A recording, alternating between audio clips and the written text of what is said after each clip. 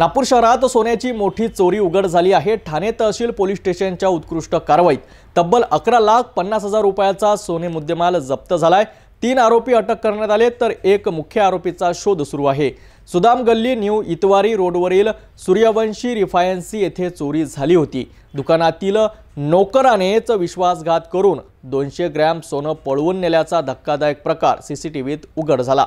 4 April 2025च्या दुपारी नागपूरच्या new Itwari रोडवरील सूर्यवंशी रिफायनरीमध्ये नियमित काम सुरू होते। फिर्यादीचा मुलगा जेवणाहून परत येताच त्याला दुकानातील नोकर सचिन दिसला नाही। संशय आल्याने दुकानातील सीसीटीव्ही फुटेज तपासण्यात आले आणि त्यात धक्कादायक दृश्य समोर आलं। सचिनने संधी साधून काउंटरमधील डबीत ठेवलेला 200 ग्रॅम वजनाचा सोन्याचा तुकडा, ज्यावर 9950 असा शिक्का होता, तो काढून पळ काढल्याचे स्पष्ट दिसले।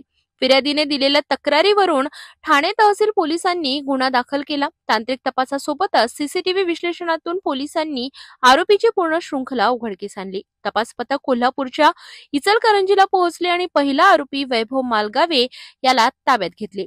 त्याच्या सांगण्यावरून सांगलीतील जगन्नाथ जावीर याला पकडून त्याच्याकडून 55 ग्रॅम सोनं जप्त करण्यात आलं। त्यानंतर सातारा जिल्ह्यात विशेष मोहीम राबवत प्रशांत मुळीक याला अटक करण्यात आली। त्याच्याकडून 50.3 ग्रॅम सोन्याचा रवा जप्त करण्यात आला। तपासात आणखी धक्कादायक माहिती उघड झाली। ही टोळी राज्यभर आणि परराज्यात ज्वेलर्सच्या दुकानात नोकर म्हणून घुसून चोरी करणारी व्यावसायिक टोळी आहे। या गुन्ह्याच्या मास्टरमाइंड चेतन जगन्नाथ जावीर फरार असून त्याचा सातत्याने माग काढण्यात येत आहे। ठाणे तहसील पोलिसांच्या या कारवाईचे नागपूर पोलीस दलात विशेष कौतुक होत आहे। पोलीस ठाणे तहसील येथे अपराध क्रमांक 210/2025 कलम 306, 317 BNS कायद्याप्रमाणे दाखल करण्यात आला होता। तक्रारदार श्री सदाशिव भीमराव सूर्यवंशी यांनी तक्रार दिली होती की त्यांच्या दुकानात काम करणारा मुलगा नामे वैभव मालगावे ह्याने त्यांचा मुलगा दुकानात असताना आणि तो काही काळ बाथरूम मध्ये गेला असताना आरोपीने त्यांच्या ड्रॉवर मधील अंदाजे 200 ग्रॅम वजनाचा सोन्याचा तुकडा हा चोरून तो तिकडनं पळून गेलेला आहे। त्याचा तपास आम्ही करत असताना ह्यातील आरोपी वैभव भाऊसाहेब मालगावे आणि जगन्नाथ प्रकाश जावीर यांना यापूर्वीच अटक करण्यात आलं होतं।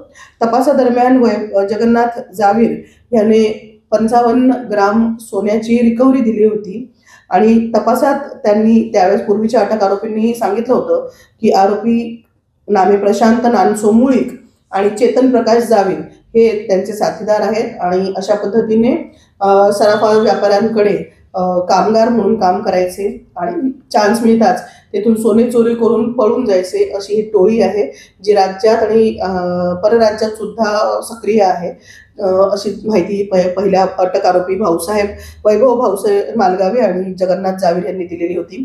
त्या अनुषंगाने गुन्ह्यातील पाहिजे आरोपी प्रशांत मुळीक आणि चेतन जावीर यांच्या मागावर आमचे तपास अधिकारी श्री रमेश शेख आणि पूर्ण तपास पथक होतं। माहिती मिळाल्याप्रमाणे जे प्रशांत मुळीक आणि चेतन जावीर यांच्या शोधकामी सातारा आणि खंबाळा, सांगली या ठिकाणी तपास पथक आणि PSI रमेश शेख हे गेले असता यातील आरोपी प्रशांत नानसो मुळीक याला पोलिसांनी ताब्यात घेतले आणि त्याला अटक करून माननीय न्यायालयासमोर हजर केले असता त्याचा PCR घेतला आणि तपासादरम्यान त्याने एकूण 50 ग्राम सोन्याची रिकव्हरी दिलेली आहे।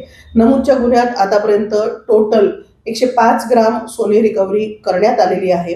यातील पाहिजे आरोपी चेतन प्रकाश जावीर हा अद्याप फरार आहे, त्याचा तपास आम्ही करीत आहोत।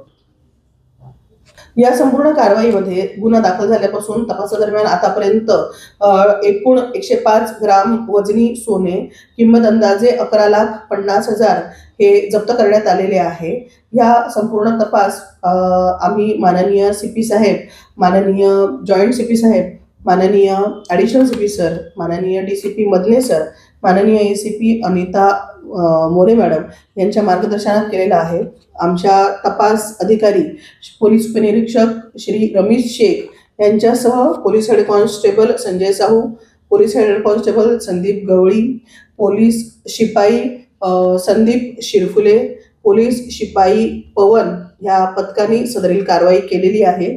आणि संपूर्ण 105 ग्राम वजनी सोने किंमत अंदाजे 11,50,000 हे जप्त केलेले आहे.